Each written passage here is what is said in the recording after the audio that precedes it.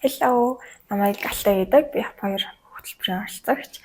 За би 11 сарын 11-нд визээ мэдүүлсэн. Яг элчингийнхаа ярилцлаганд ороод визээ мэдүүлээд өгсөн. Тэгээд би ер нь бол визнийхаа хариуг яг 1 сар юм уу эсвэл ер нь бол нэг 20 гаруй хоногийн дараа гарах гэж бодсоохгүй. Тэгэл яг тэр үедээ за ер нь сарын дараа гарах юм чинь гээл нэг амар 50 байсан байхгүй. Тэгсэн чинь яг 4 хоногийн дараа надад 14-нд буцтаад элчингээс тэгэл би хацар ярьчлаа. Би нөө сайн байна уу? Элчингээс ярьж байна. Алтай өнөө байл. Тэгэхээр зам юм байна гэж ирсэн чинь гээд за визнийх нь хариу гарсан байна чи тэгээд дараалагын нэгсээд яг цагаа тохироод тэгээд хурж ирж аваарай гэд. Тэгэхээр би яг яна миний виз гараагүй юм бах та ямар хурдан хариу өгöd байгаа юм бол гэж зад амар гайхсан. Тэгэл гайхал би өөр ямар сони яг гараагүй юм байна л да гэж тэл би өөр ингээ өөртөө идэхгүй.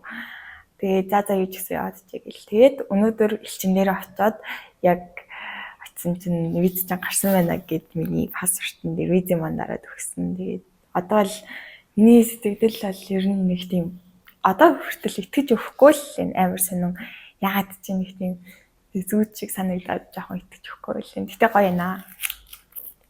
Тэгээд би 2025 оны 1 сард яг Герман руу явахаар төлөвлөж байгаа.